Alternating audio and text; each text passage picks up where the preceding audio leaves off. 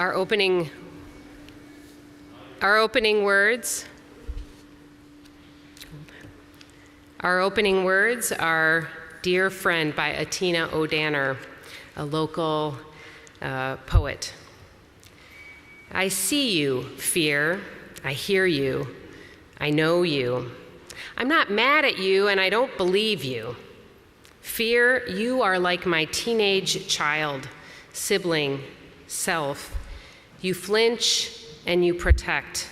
You warn, you need rest. Let me relieve you, guard you while you sleep. I see you still and breathing. I gently close the door and step away.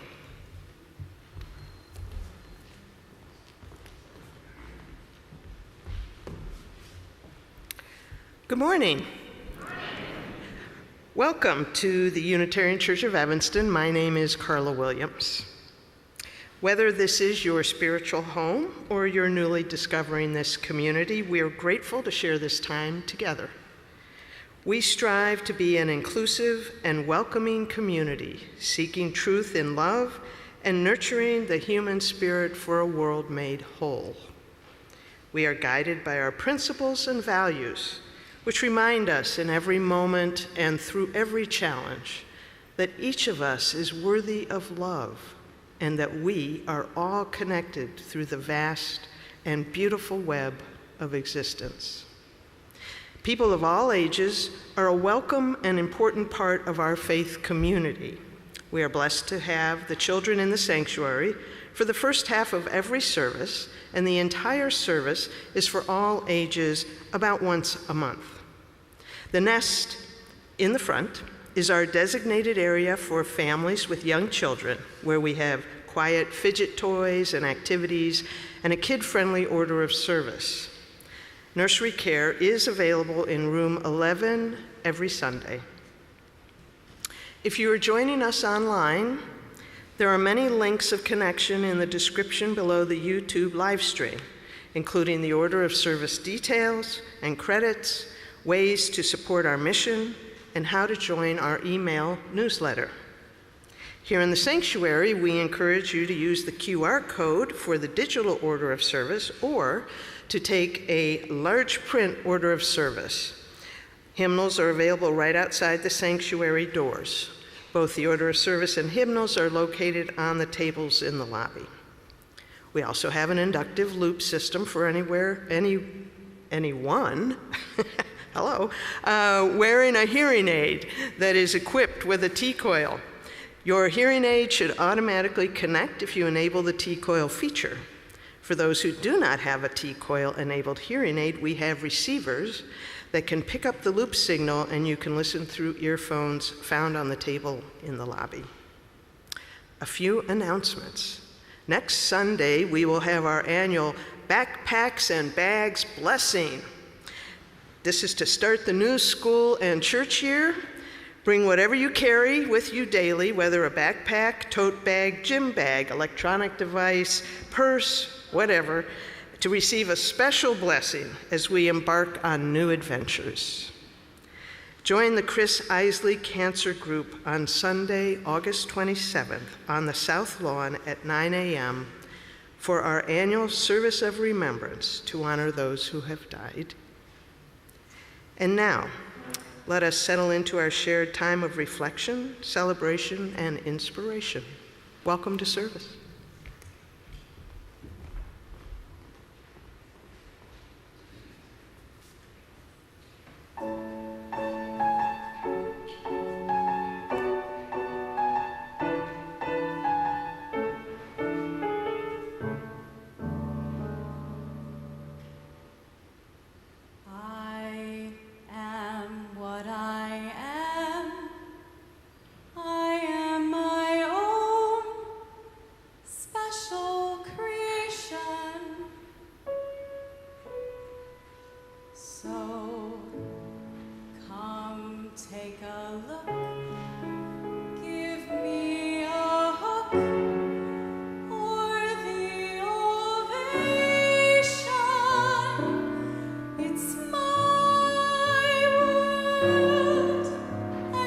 Want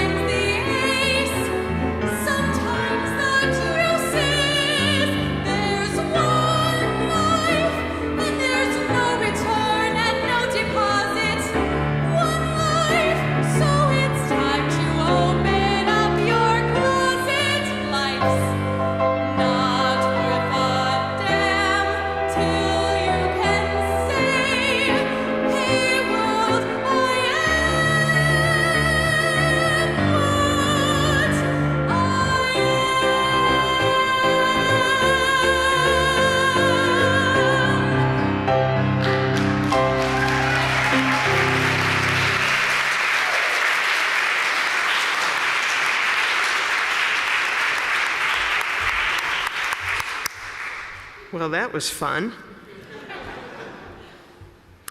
Each week, as part of our land and labor acknowledgments, we say that we commit ourselves to take what we learn here today and incorporate it into our lives. For those of you who attended last week's worship service with guest preacher Reverend Derek Jackson, you'll recall that he talked about the history of the term resilient with the context of our U.S. culture, and how the word resilient has grown to be a word used to recognize those who have survived intense harm under oppression without seeking to change the systems of oppression. As a faith community, we choose to learn from the wisdom of our Black leaders, and following Reverend Derek's service, we have changed the wording of our Black labor acknowledgement. Please join me in a renewed commitment to our collective engagement with dismantling white supremacy culture in all its forms as we share our land and labor acknowledgement this morning. The Unitarian Church of Evanston resides on land that was recorded as being transferred from the local Potawatomi community to the U.S. government in 1829, shortly before the Potawatomi in this area were forcibly removed west of the Mississippi River. This land was then sold to white settlers. We remember the ancestors of contemporary African Americans, the individuals, families, and networks of Black people who built up our country's culture and economy, a role forced on them originally by enslavement.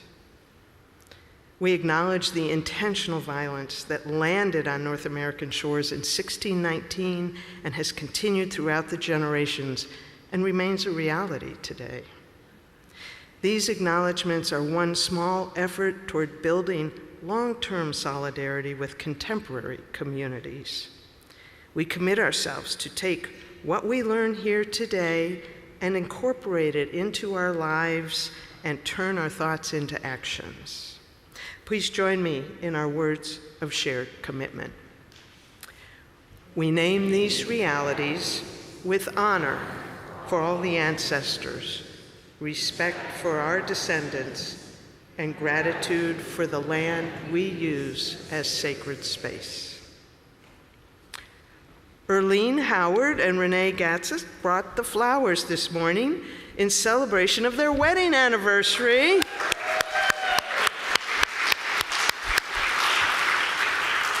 As they light the chalice, symbol of our living tradition, please join in saying the words on the screen by Hillel. If I am not for myself, who will be for me? And if I am only for myself, what am I?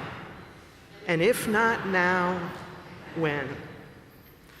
Please rise in body or spirit and join in saying the words of our covenant. Right on. Love is the spirit of this church, and service is its law. This is our great covenant, to dwell together in peace, to seek the truth in love, and to help one another. You may be seated. Oh. Uh-oh. Oh dear. Sorry. The pages are numbered. I just can't follow the written word. Apologies. Before we sing our opening hymn, I invite those of us joining us online to greet each other in the chat, and those gathered in the sanctuary to turn to one another briefly to say good morning, trying to meet someone new.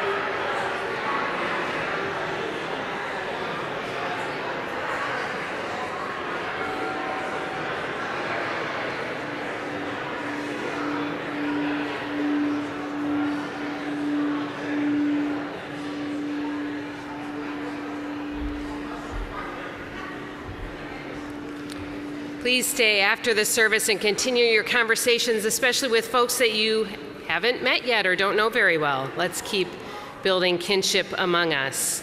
You can remain uplifted if you'd like and join in singing our opening hymn, number 396, I Know This Rose Will Open, led by Kylie. So we will sing this hymn twice through, once all together and then once as a round. And I will do my best to cue group 2. And whoever wants to sing group 2 can sing. It's not really an organized thing.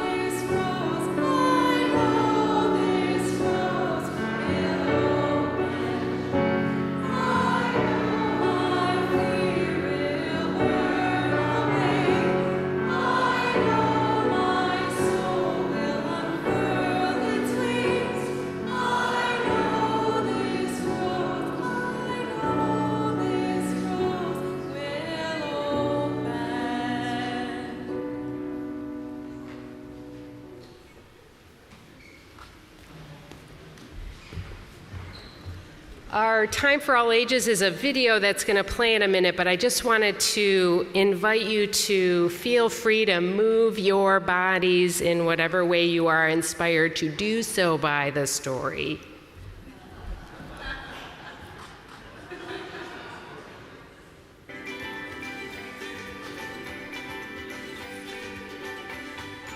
Hi, everybody. My name is Little Miss Hot Mess, and I'm so excited to be here with you today.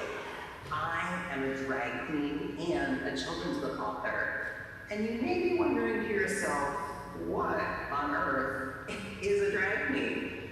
Well, don't worry, because I'm going to tell you. Drag queens, we are everyday people who love to play pretend and dress up as often as we can.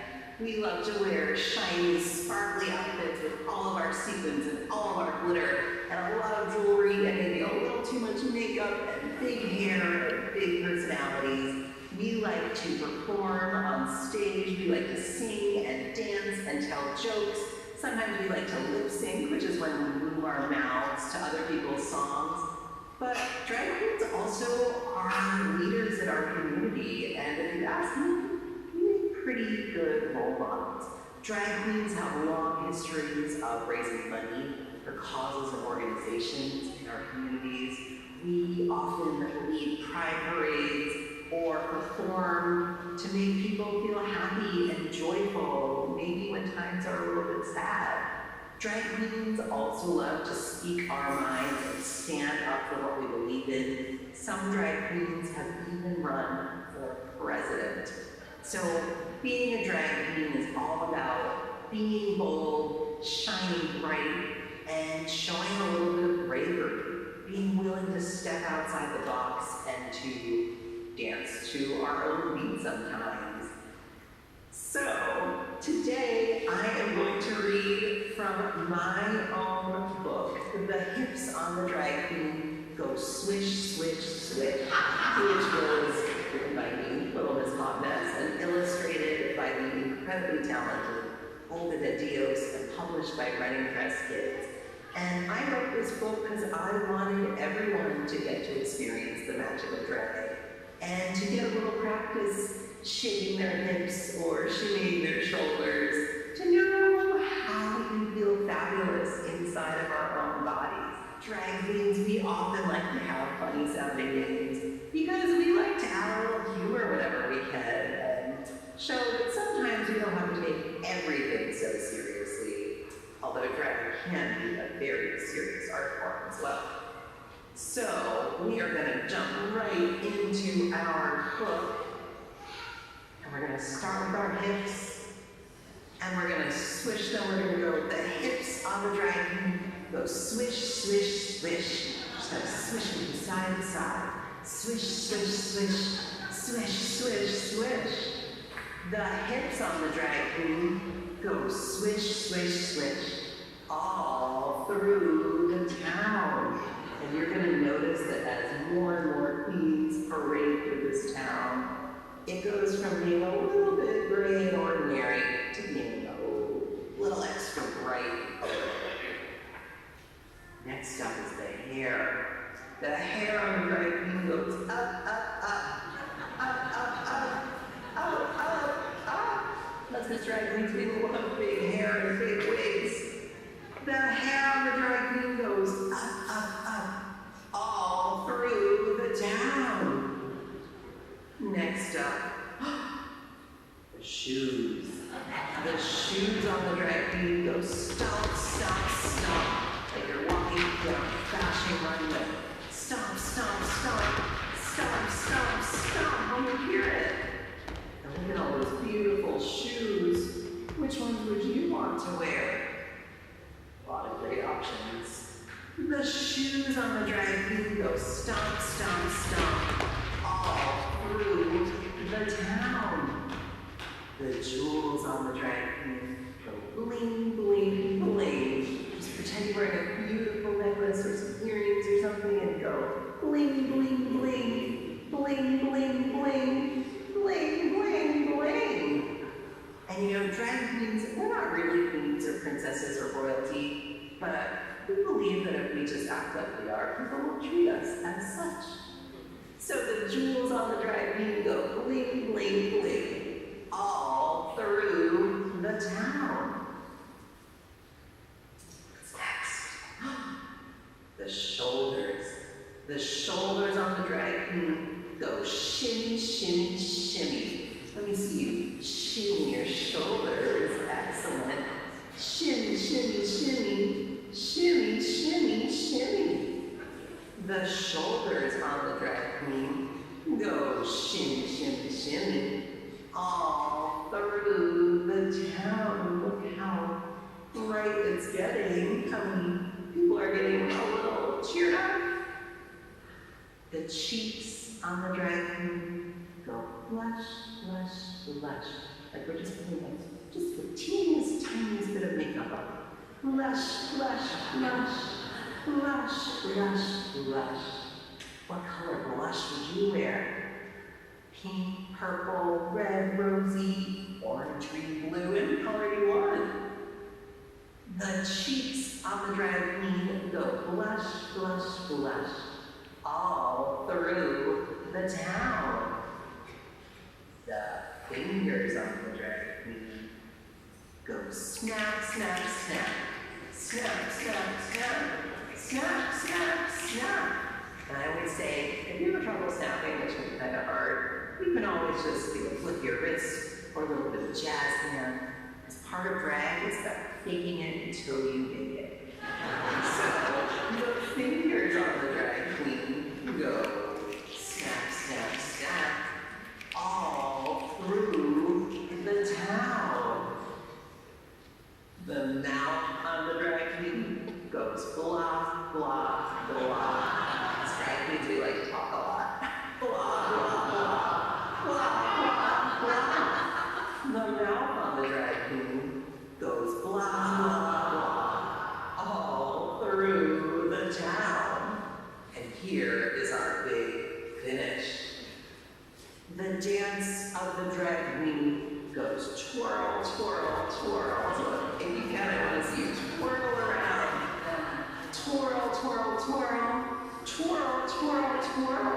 The dance of the drag queen goes twirl, twirl, twirl, all through the town. And you'll notice this wonderful smorgasbord of drag queens. Because you know what? Drag queens, we come in all shapes and sizes and colors and ages and genders and abilities, and we speak different languages, and we have different styles and different tastes. And if you see 1,000 drag queens, you're gonna see 1,000 different ways to be a drag queen. So that is the end.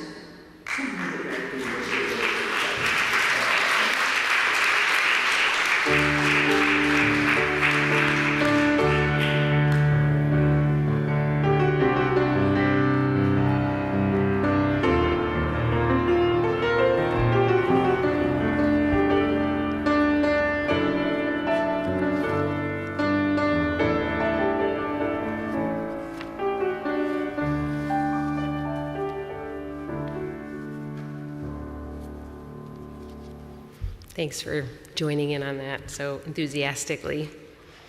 I invite us now to settle into a time of quiet reflection as we share our community joys and sorrows. If you have a joy or sorrow that you would like spoken aloud in a service, you can send me an email, you can fill out the Google form found on the homepage of our website, or you can fill out this book that is usually found at that little table right outside the sanctuary door.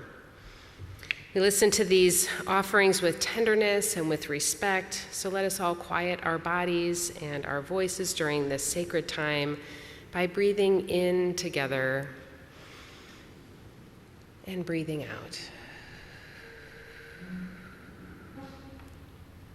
These are the joys and sorrows that have been shared before the service today. I just have one, actually, from Michelle Thompson Hay and Beverly Hay.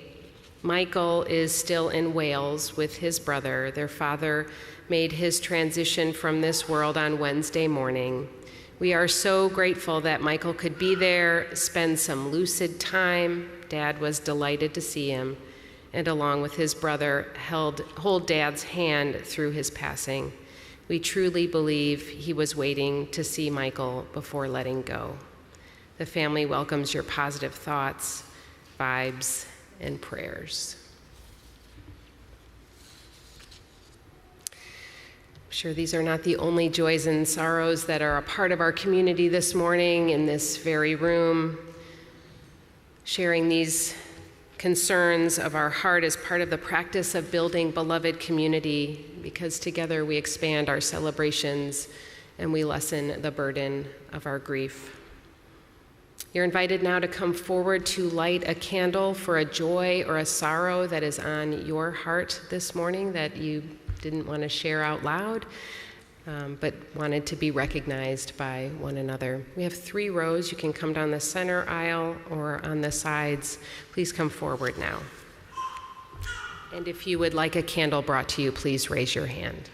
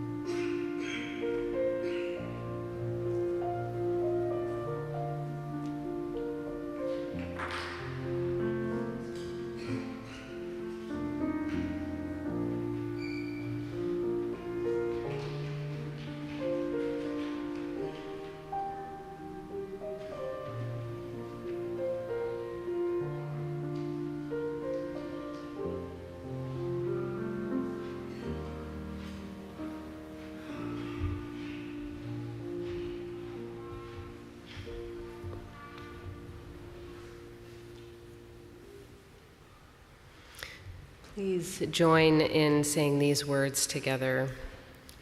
For these joys, we give our thanks.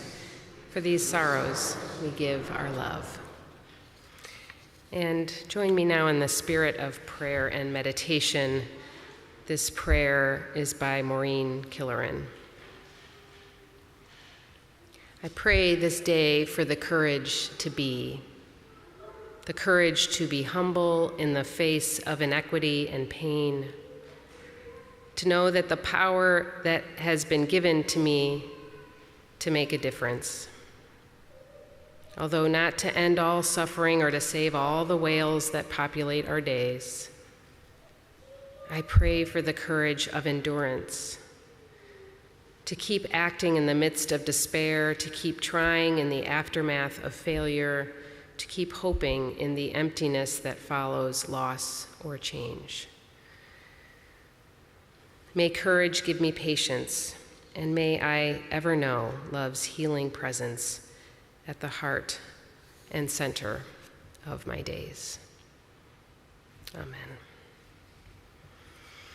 As we sing our response, number 391, Voice Still and Small, our young people, preschool through 6th grade, are invited to head to their faith formation time with their adult leaders in room 3.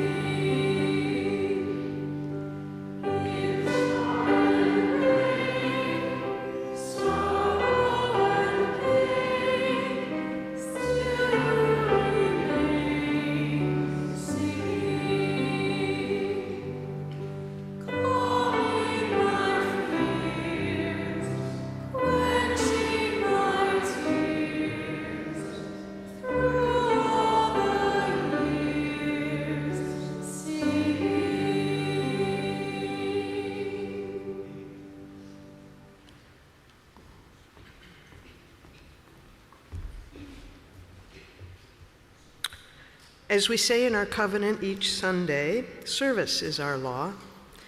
UCE is called by our mission, values, and principles to contribute to our community, to form accountable partnerships, and to express gratitude through giving.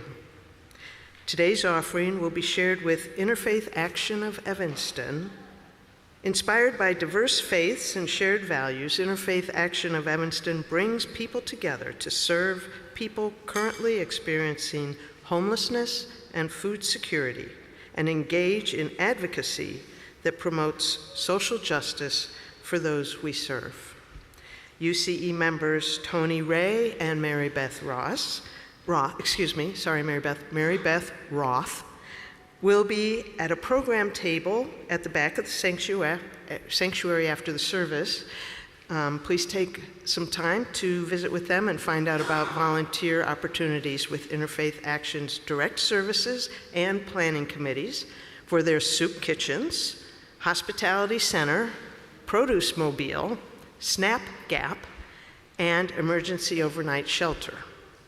You may text to give, mail in a check, or give from our website. If you write a check, please indicate in the memo line if your check is for the shared offering or some other giving. The ushers will now come forward to pass the collection bowls down the rows. Please give as generously as you are able, and may what you give bring you joy.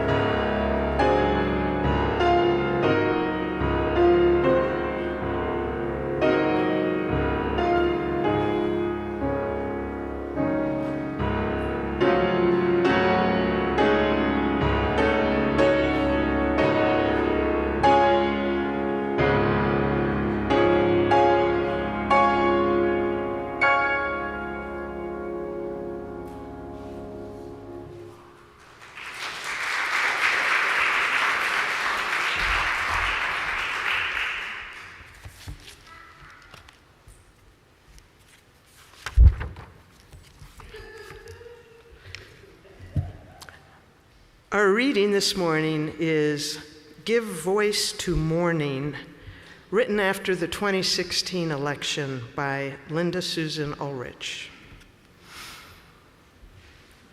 Give voice to sorrow and fear, the racking sobs at family betraying family, the shock at the chasm separating neighbors. What will you do in the days ahead, one asked. Hide in the attic, another replied, her eyes as wide and dark as Anne Frank's. Already the assaults on bodies have launched. Already hatred has been emboldened. Already graffiti has defaced stone walls. Already harassment of the other has begun. When someone announces they're coming for you, your worry doesn't spring from paranoia. It's based on evidence of history. Give voice to denial and bargaining. The catastrophic panic, claustrophobic panic, desperate for a way out, clinging to any path that might alter the outcome. Where we live will be okay, one says. Who do you mean by we? Another asks. You suppress the disorienting sense that you've fallen into the opening of a dystopian novel, calming yourself that everything must turn out okay because the narrator is alive to recount the tale, ignoring the blankness of the next page. Give voice to anger and rage, that truth and kindness matter so little, that vitriol poisoned the community well. They will try to use your goodness against you, one said, and rely on your reasonableness to accept the unacceptable, another added. Retain your goodness and your wisdom, but always keep sight of the larger picture and the deeper values calling to you. Let your passion for justice burn, but not consume. Give voice to acceptance and hope. This is where we are. This is our new reality. For some, said one, the world we awoke to on November 9th was not much different than the one we'd been living in, except, said another, that more people were woke to it. Already organizing is taking place. Already creativity and solidarity are sending out tendrils. Already resistance and resilience are storing themselves up. Already signs of love are picking up speed. When someone announces they're coming for you, you will find your people, you will find your fearlessness, and you don't let go.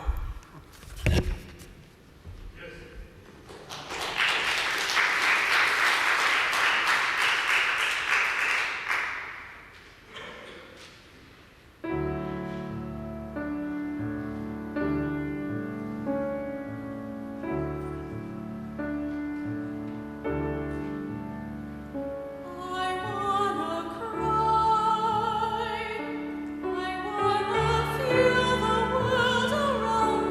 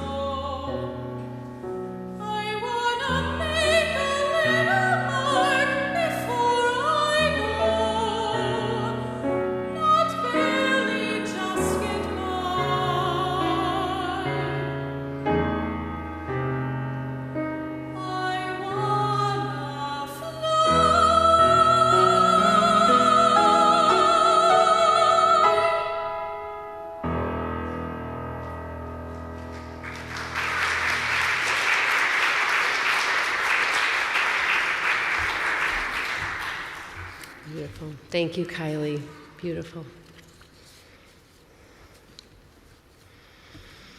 What would it be like to live fearlessly? Is it even possible or advisable to live without fear?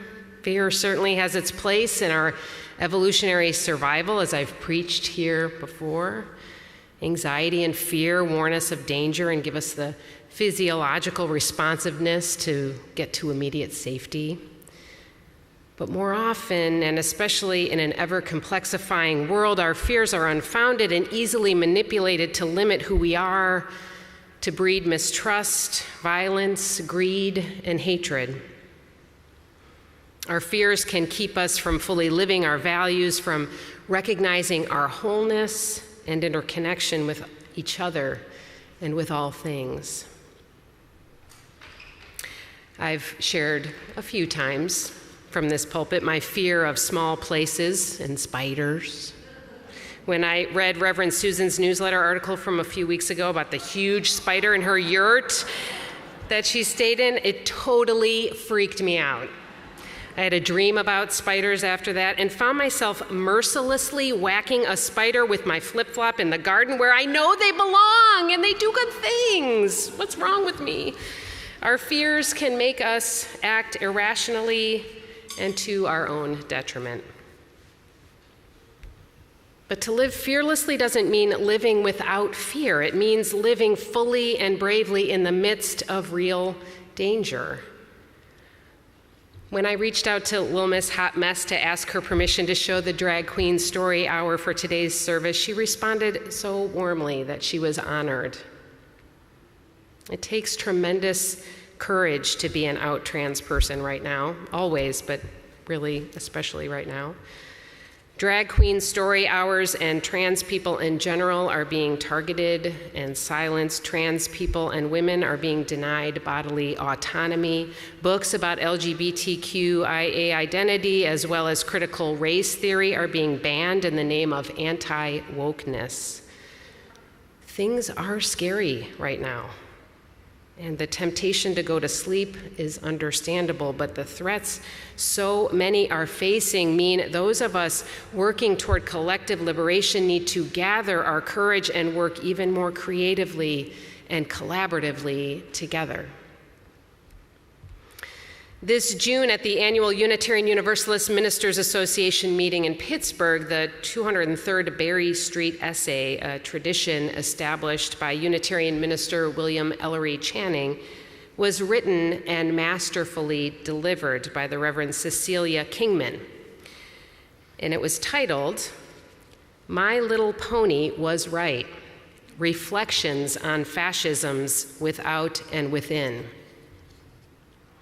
In it, Reverend Kingman drew from the research of Jason Stanley, who is the author of How Fascism Works, The Politics of Us and Them. Though it might be hard to believe that a children's cartoon about colorful ponies would have something relevant to say about fascism, she shared a clip of a My Little Pony episode that quite deftly illustrated its dangers. If you're interested, I'm going to put a link to the full keynote address that she shared. The entire lecture, I'll put it in the newsletter for this next week. For now, I just want to briefly summarize the 10 tactics of fascism as Reverend Kingman explained them. And these are going to probably sound familiar. You might have heard these before. These are drawing, again, directly from Jason Stanley's work. So see if you recognize any of these things. The first tactic is promoting the idea of the mythic and glorious past, a past that has been lost or taken away by some group and needs to be reclaimed by force if necessary. Anyone think of an example? Anyone? The second tactic is propaganda, which exacerbates an us and them mentality, identifies an easy target to other and vilify. This provides a basis to sow division and capitalize on it. Classic divide and conquer. Next is an anti-intellectualism, relying on a singular leader who offers simple solutions to complex problems, a leader who is the only one who can be trusted to tell the truth. Facts are the enemy, A free press is the enemy. Science is the enemy. Experts and books and reason are the enemies of fascism. The fourth tactic is creating an unreality. The way is simple. Keep telling the same big lie and call it truth. I think of this as the I'm rubber, you're glue, whatever you say bounces off of me and sticks to you mentality. Repeat a lie often enough and it starts to seem true. And besides, claim everyone else is lying anyway, so the truth starts to become irrelevant and impossible to validate. Chaos. Hierarchy or supremacy is the fifth tactic, and it takes many forms: white supremacy, male supremacy, ableism, heterosexism, transphobia. You can start to see how all of these tactics fit together. White, male, heterosexual, able-bodied, land-owning supremacy leads to the sixth tactic of victimhood. One group feels superior to all others, finds equality among all threatening. If those with less power gain opportunity and liberation, those who believe themselves to be the rightful owner of power and privilege feel like victims of lost power. Feeding young white males the narrative of their victimhood fuels fear, anger, and violence, for which there are countless and all too frequently repeating examples. The seventh tactic is law and order, with the dominant group in charge of establishing what law and order is and enforcing the rule of law through violence if necessary. Establishing law and order under fascism will always be or become violent. The next tactic is sexual anxiety. This idea that women and children of the dominant group must be protected from the deviant and dangerous others in the minority group. Any divergence from what the fascist deems normal, right, or pure is a threat to the safety of women and children and must be eliminated or controlled. The ninth tactic fascists use is to promote a false narrative of division between the good, hard-working people of rural communities against the undesirables of urban communities. It's often connected to the biblical story of Sodom and Gomorrah. It's a way for politicians to disenfranchise and control urban voters, a term used as a dog whistle for Black, Indigenous, people of color, queer, and/or immigrant people who live more predominantly in larger cities. And the 10th tactic is work will make you free, a message wrought on the gates of Auschwitz. This tactic is built on the lie that, quote, minorities, immigrants, and others are lazy, that these groups need to be taught a work ethic, unquote. The way to teach this ethic, according to fascists, is through forced labor. And Reverend Kingman states, valuing people by how hard they work means that the elderly, disabled, and even children can become disposable. Looking at these 10 strategies, we can see how fear is woven throughout. Fear is stoked to vilify and organize violence against an identified other or others. And I want to be clear, as Reverend Kingman was clear in her essay, that fascism is not an ideology in and of itself. It is a set of tactics that can be used with any ideology or no ideology at all. It can be found even among our progressive liberal movement. Remember, fascism feeds on the fear of losing a glorified and mythic past.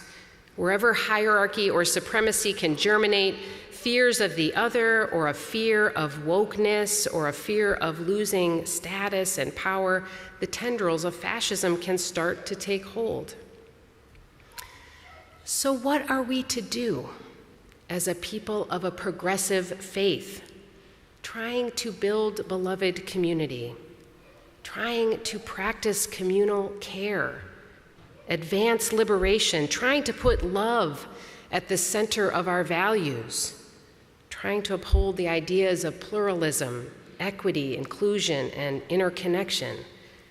How do we resist the rising tide of fear and fascism within and without? Resistance to the forces of fascism begin within our own hearts, and they grow as we practice beloved community, to cultivate joy, to celebrate beauty, to think creatively and collaboratively, and to strengthen our commitment to justice and equity. To live fearlessly and fight fascism in our time, we must risk getting closer to one another. To be, as founder of the Equal Justice Initiative, Brian Stevenson says, proximate to one another. The antidote to fascism is diverse, open-hearted, compassionate, and courageous relationship grounded in community. Fascism can't survive where communities are working together to make life better for all people. But practicing this kind of community building means we won't always be comfortable. It isn't easy. It means being willing to set aside our assumptions, to maintain connection, and to be in conversation with people who we might not understand. I want to tell you a story. Once upon a time at a General Assembly not too long ago, a Unitarian Universalist minister wrote a book that railed against wokeness in our movement, which hailed a glorious past of Unitarian Universalism where individual freedom of belief and rational thinking was the highest value, a time when people of color and trans people were marginalized. When this minister was called into relationship to understand the hurtful impact of his words, he refused to be in conversation or covenant and called it excommunication.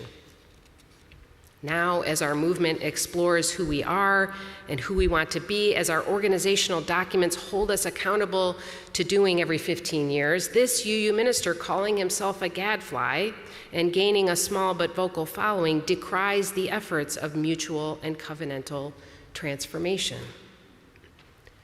And here's the rub. The temptation is to put this story, this person, this faction into a box and decide who they all are, how they all think and feel, to vilify them. And that is a tactic of fascism too. The truth is, it's easier to decide ahead of time who someone is based on where they live, how they vote, whether they wear a mask or got a vaccine or attend church or fill in the blank, than it is to risk meeting them with an open heart and mind. It's scarier to hear that you disagree with someone that you truly care about while staying clear in who you are and what you believe than it is to build up a solid brick wall around you and around them. It's safer to construct an impermeable idea of who is right and who is wrong than it is to feel disappointment, hurt, sadness, fear, or anger, and to express those feelings honestly. I'm not saying that our systems of abusive power and oppression will fall and crumble with our feelings of love towards one another if we simply sit down and have a cup of coffee and talk. There's so much work to do, organizing, advocating, voting, and fighting to prevent the fascist takeover. But I do think that we will go farther together, all of us, if we maintain our relationships as best we can, across differences that feel unbridgeable. Fascism wants us to feel divided. It wants us to think in us and them terms. Fascism doesn't want us to be courageous or creative or connected. It wants us to feel isolated and angry and afraid of everyone who's different and therefore a threat. Last week I had the really good fortune to be with my brothers and their families, my uncle, aunt, and cousins, my mom and my stepdad on a week-long family reunion. We've never done anything like this before, and I was excited but also a little nervous. Not only were we headed to a part of the country that doesn't feel particularly friendly to my two trans young adult children, but things could have gone sour with my family in a couple of different ways. There were those of us with very different lives and different ideas about a lot of things. There was some talk of politics, but nothing became heated. I think the ones who probably hold different views from the rest of us kept to themselves, mostly when such conversations arose. But what was particularly lovely was that the kids were able to spend time with each other and to get to know their uncles and aunts a little more. My 2 kids didn't know one of my brothers very well and haven't had a lot of chance to spend time with him.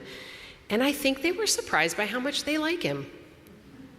They had their own ideas about him, which again is easy to do from a distance, but when you spend a week swimming and fishing and playing mini golf and cards and making dinner and just sitting around talking, you get to see that people are so much more than their politics, their ideologies, their thoughts, their feelings.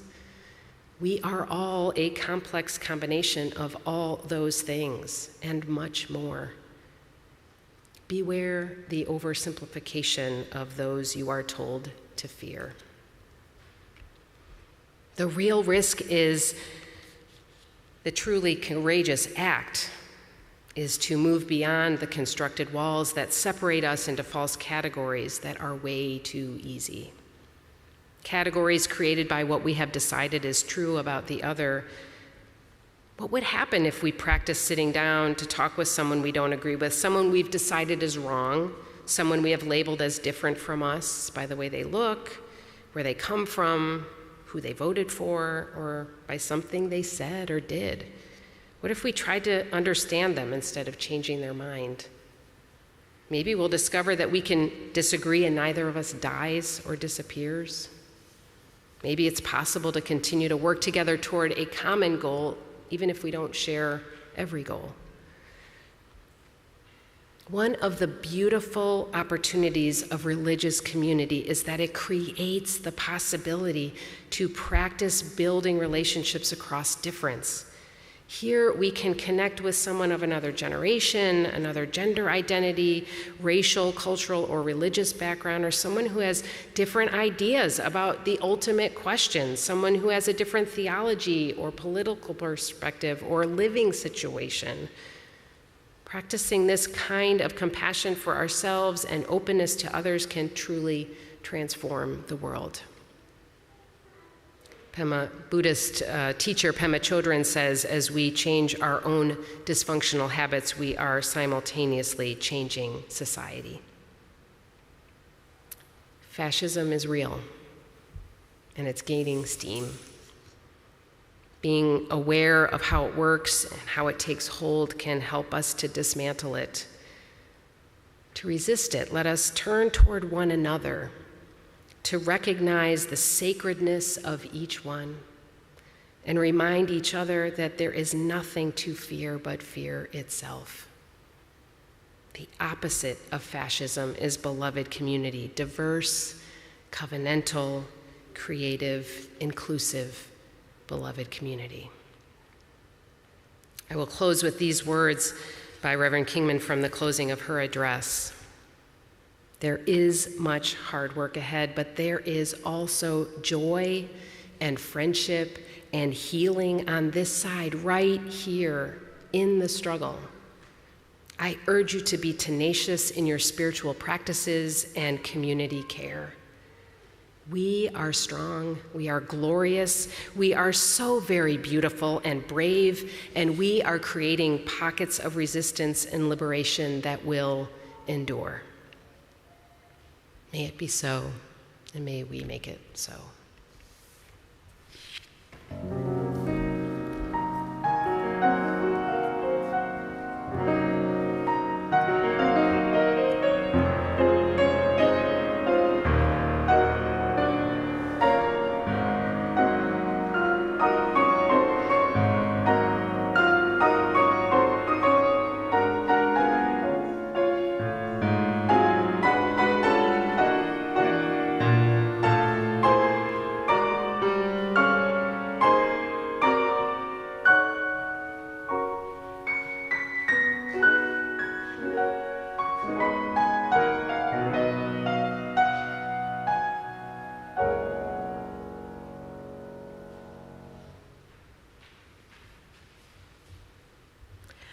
As we extinguish the chalice, please join in saying the words on the screen by the Reverend Elizabeth Sell Jones.